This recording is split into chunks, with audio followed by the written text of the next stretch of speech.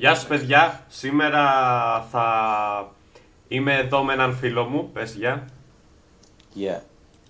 Λοιπόν, σήμερα στο κανάλι Λουκουκάς θα μιλήσουμε για το εκπαιδευτικό σύστημα και για το πόσο λάθος είναι τα μαθήματα, πόσο λάθος είναι τα σχολεία, πώς μπορούμε να διορθώσουμε αυτό το πράγμα. Λοιπόν, θες να ξεκινήσεις? Ας ξεκινήσω. Λοιπόν, πρώτο και πιο βασικό πράγμα για μένα προσωπικά είναι ότι τα σχολεία πάνε εναντίον της βιολογίας μας.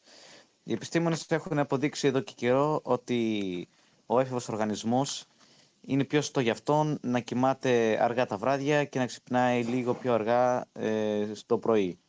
Όμως τα σχολεία μας αναγκάζουν να κοιμόμαστε νωρίς και να ξυπνάμε νωρίς και να πηγαίνουμε σε αυτά. Εκτός από αυτό το γεγονός, το σχολείο επίσης παίρνει πάρα πολλές ώρες από την ημέρα μας, περίπου 13-14 ώρες, μας αναγκάζει συνέχεια να δουλεύουμε, να διαβάζουμε, να διαβάζουμε και να ξαναδιαβάζουμε, που αυτό εξαντλεί πάρα πολύ τον οργανισμό μας. Και 5 μέρες αυτό συνεχίζει την εβδομάδα και μας δίνουν μόνο 2 μέρες για να ξεκουραστούμε. Εγώ στα χρόνια μου, για παράδειγμα το δημοτικό, είχα τεράστιο θέμα με αυτό. Καθόμουν και διάβαζα μέχρι τις 9 η ώρα το βράδυ και πάλι είχα με το ζόρι μεγάλες επιτυχίες στο σχολείο. Επίσης ένα άλλο θέμα που έχω είναι ότι το σύστημα δεν θέλει να μάθει μόνο εσένα συγκεκριμένα. Θέλει να μαθαίνει όλους μαζί που δεν βοηθάει καθόλου αυτό. Εγώ προσωπικά που πήγαινα τώρα το γυμνάσιο φροντιστήρια, μάθαινα σε αυτά που εκεί πέρα είχα 4 ώρες περίπου, πολύ καλύτερα από το σχολείο. Δηλαδή, αντιθέτως με τα σχολεία που είναι δημιουργημένα αυτά που μόνο να σου μάθουν πράγματα, δεν μπορούσαν με τίποτα να το κάνουν αυτό. Αυτά ήταν που ήθελα να πω. Λοιπόν, εγώ έχω να πω και εγώ κάποια πράγματα για το σχολείο. Λοιπόν, αρχικά το πρόβλημα με μένα είναι ότι το σχολείο αντί να σου μαθαίνει πράγματα σε κάνει να κυνηγά τους βαθμούς, όχι να μαθαίνεις. Δηλαδή, ξεκινάς στο σχολείο και σου λένε γράψτε τα όλα σωστά ώστε να πάρεις βαθμό. Γιατί να πάρω βαθμό, αφού υποτίθεται πηγαίνω για να μαθαίνω. Δεν θέλω να κυνηγάω το βαθμό. Θέλω να παίρνω γνώση. Αυτό είναι ένα πρόβλημα του σχολείου. Δεύτερο πρόβλημα είναι ότι σε κάποια μαθήματα, όπως τα μαθηματικά, σε προχωράνε πολύ γρήγορα. Και εγώ, ας πούμε, είμαι ένα άτομο που δεν μπορεί να μαθαίνει γρήγορα πράγματα. Τα θέλω σιγά σιγά. Και τα μαθηματικά, ας πούμε, άλγευρα, προχωράνε πολύ γρήγορα τα κεφάλαια και δεν προλαβαίνω να τα μάθω πολύ εύκολα. Οπότε μένω πίσω. Και επίσης στο σχολείο, εγώ που πάω σε δημόσιο τουλάχιστον, σου λένε έχουμε δημόσια παιδεία και δημόσια δωρεάν παιδεία. Πώς είναι δημόσια και δωρεάν από τη στιγμή που μας αναγκάζεις να πληρώσουμε για φροντιστήριο για να μάθουμε? Αυτό δεν είναι δημόσια δωρεάν παιδεία. Λοιπόν, άλλο θέμα μου είναι πώς το λένε, το ότι στη Δευτέρα Λυκείου που μας έλεγαν διαλέξτε θετική ή θεωρητική, εγώ διάλεξα θετική γιατί θέλω οικονομία πληροφορική. Και αντί να σου αφαιρέσουν μαθήματα, σου λένε μάθε μαθηματικά γενικής, θεωρητικής, φυσική γενικής παιδείας, θετικής παιδείας. Όχι θεωρητικής, θετικής.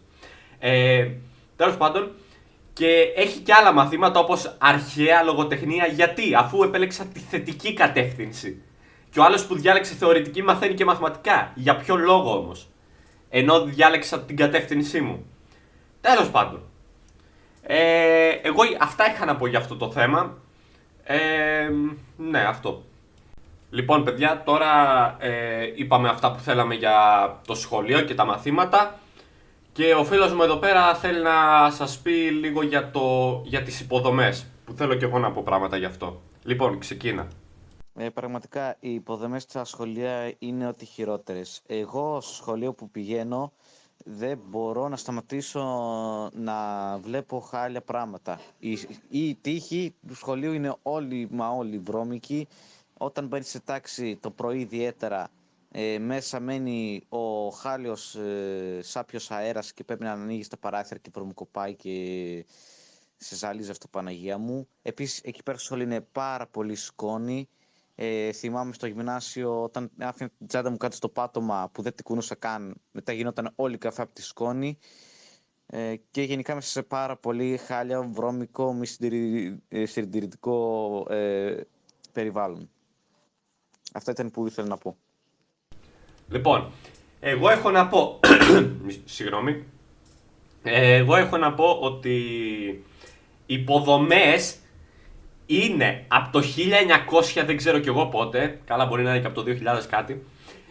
Οι υποδομές είναι απέσεις. Πρώτον, υπάρχουν ραγισμένοι τοίχοι, γκράφιτι. Καλά, τα γκράφιτι δεν είναι τόσο μεγάλο θέμα. Τέλος πάντων, ραγισμένοι τοίχοι, υπάρχουν παλιοί πίνακες, υπάρχουν παλιοί υπολογιστές. Γενικά στα σχολεία υπάρχουν αρχαία πράγματα.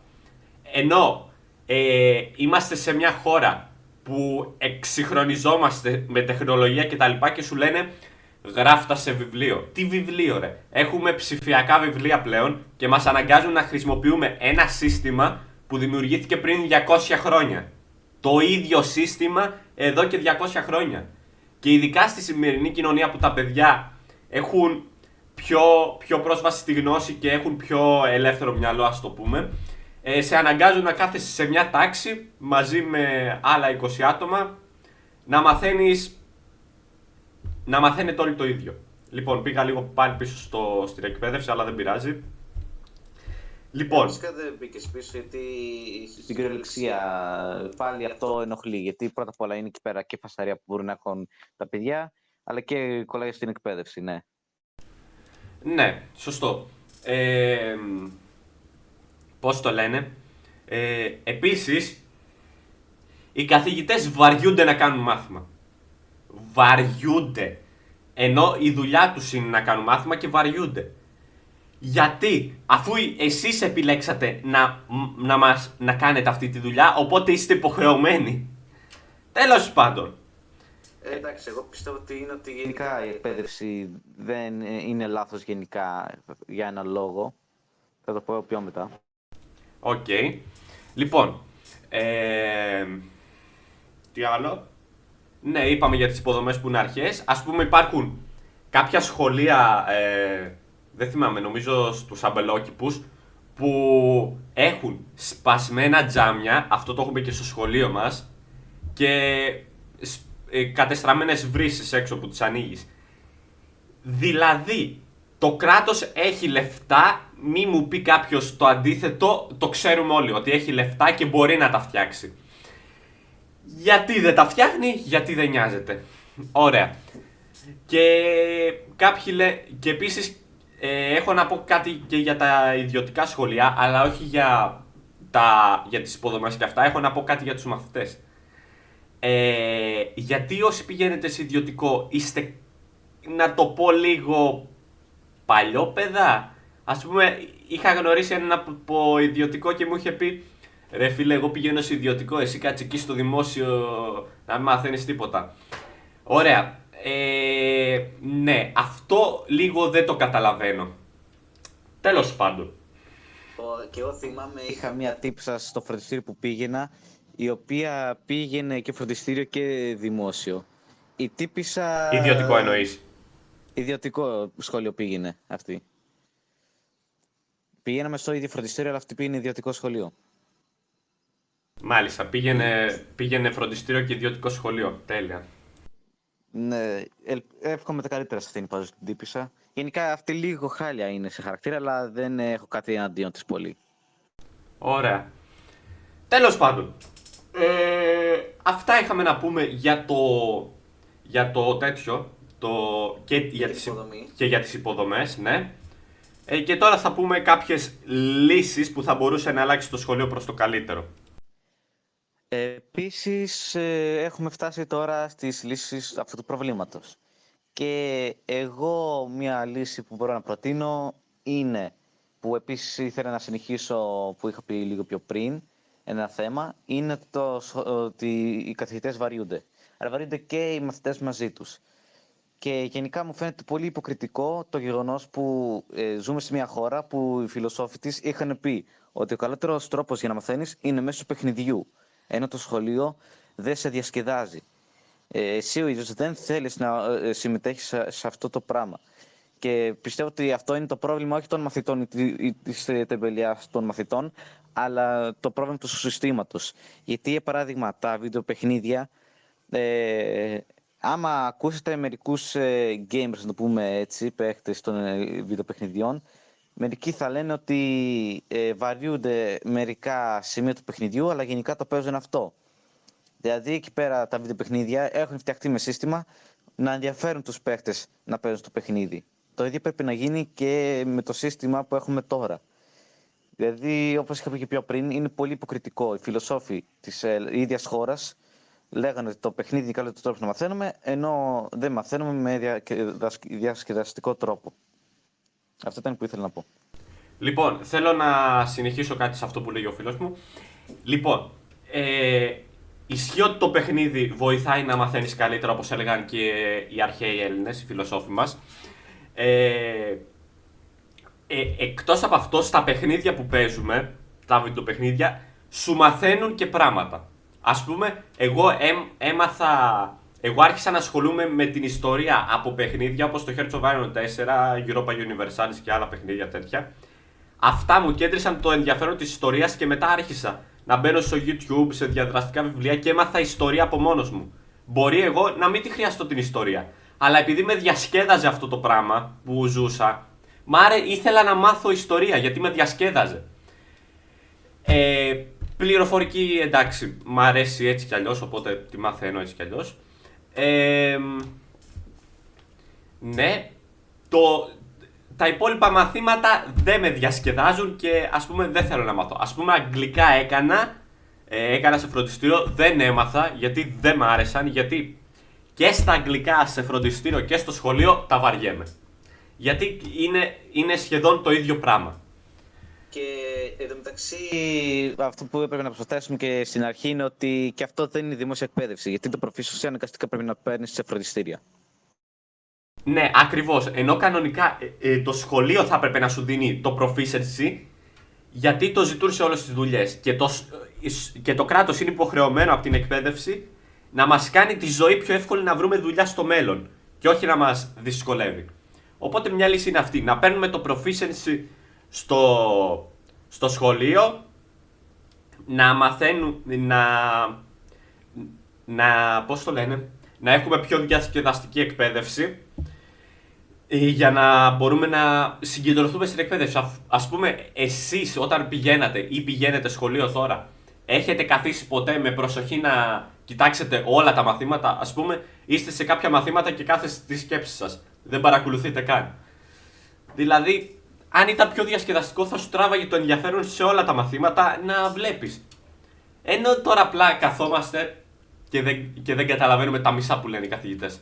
Απλά κοιτάμε δευτερόλεπτο μέχρι να χτυπήσει το κουδούνι για να φύγουμε. Οπότε, ναι, το σχολείο δεν σου μαθαίνει τίποτα. Είναι απλά ένα σύστημα που έχουν φτιάξει ώστε επίτηδες να μην σου μάθει τίποτα. Είναι έτσι ρυθμισμένο, να μην μάθεις τίποτα. Θέλουν απλά να υπακούς, να είσαι ένας στρατιώτης του κράτους και να υπακούς τους άλλους. Ναι, μάλιστα, άμα τώρα ήμασταν και πιο μεγάλοι και πηγαίναμε σε δουλειές, πιστεύω ότι θα μπορούσαμε να πούμε και άνετα άμα και αυτά που μας μαθαίνουν τώρα είναι γενικά χρήσιμα ή όχι. Γιατί εγώ πιστεύω ότι αυτό που μαθαίνουμε δεν θα χρειαστούν καθόλου στη ζωή μας εκτός από πολύ βασικά. Αλλά δεν έχουμε μεγαλώσει, δεν έχουμε δει σε αυτή τη ζωή τι γίνεται, οπότε δεν έχουμε μέχρι στιγμής δικαίωμα να το πούμε αυτό. Πάντως, από άτομα που ξέρω, η πλειοψηφία, μη σου πω σχεδόν όλοι, λένε πως τα περισσότερα που έμαθαν στο σχολείο δεν τους ενδιαφέρουν. Διότι κάποιοι σπούδασαν λογιστική και η βιολογία, να πούμε την αλήθεια, δεν τους χρησιμεύσε η φυσική. Κάποιοι σπούδασαν πληροφορική και τα αρχαία δεν τους βοήθησαν κάπου. Αυτό και ισχύει, δηλαδή και εγώ που πηγαίνω στην πληροφορική κατεύθυνση, εγώ έχω σχεδιάσει και εγώ σχέδιο, άμα κάπως χάσω τις Πανελλήνιες, να πάω μόνος μου να μάθω για τη γλώσσα προγραμματισμού. Που πιστεύω ότι στη θεωρία, άμα μάθω μόνο τη γλώσσα προγραμματισμού, θα είμαι αρκετά κουμπλέ για την ζωή. Γιατί εγώ, όπως έχω παρατηρήσει, οι προγραμματιστές χρησιμοποιούν ελάχιστα μαθηματικά. Κυρίως πρέπει να μαθαίνουν γλώσσα προγραμματισμού. Ναι, και εγώ επίσης όταν τελειώσω το σχολείο θα πάω κατευθείαν Δεν θα δώσω πανελλήνες εγώ, όπως θα δώσει εδώ ο φίλος μου, διότι δεν τις θεωρώ πολύ χρήσιμες για μένα τουλάχιστον, γιατί με το που τελειώσω θα πάω σε ένα ιδιωτικό ΙΕΚ, που είναι καλύτερα από τα δημόσια, οπότε λίγο η δημόσια εκπαίδευση είναι λάθος. Τέλος πάντων. Ούτως και αλλιώς έχουμε και πρόβλημα με τα πανεπιστήμια, γιατί τώρα θέλουν να το κάνουν όλα ιδιωτικά. Οπότε θες δεν θες, αναγκαστικά θα τα πληρώνεις όλα. Κοίτα, αυτό είναι λίγο δύσκολο. Ένα πανεπιστήμιο προσπάθησε να γίνει ιδιωτικό, αλλά δεν τα κατάφερε λόγω του ότι υπάρχει ένα άρθρο στο Σύνταγμα που το απορρίπτει αυτό και προσπαθούν με ένα νέο νόμο να παραβιάσουν το Σύνταγμα. Εκεί λες, το κράτος δεν λειτουργεί. Γι' αυτό εγώ λέω ότι θα τα κάνω το σύντομα ιδιωτικά, γιατί έτσι όπως πάνε, ρε φίλε, αργά ή γρήγορα δεν θα τα καταφέρουν. Αφού εμείς οι Έλληνες δυστυχώς δεν πολύ κοιτάμε για αυτό το πράγμα. Δεν διαμαρτυρόμαστε πάρα πολύ. Ισχύει. Βασικά διαμαρτυρηθήκαμε με πορείες κτλ. Αλλά ναι, λογικά θα το κάνουν, απλά ακολουθάμε το σύστημα της Αμερικής. Ναι. Και ούτως κι αλλιώς αφού το κράτος σιγά σιγά πάει, δεν το κάνει κατευθείαν, οπότε πιστεύω όλο και πιο πολύ σιγά σιγά θα φτάσουν το στόχο τους, ρε φίλε, δυστυχώς. Ακριβώς. Τέλος πάντων, αυτά είχαμε να πούμε για το εκπαιδευτικό σύστημα. Ελπίζω να σας άρεσε το βίντεο. Πατήστε like και subscribe και θα τα πούμε στο επόμενο βίντεο. Γεια σας. Μην ξεχάσετε να μας κράξετε ή καλύτερα να κράξετε πιο πολύ το σχολείο. Ναι, θα το εκτιμούσαμε πολύ. Τα σχόλια είναι από κάτω για να μας κράξετε και να κράξετε το σχολείο. Ευχαριστούμε.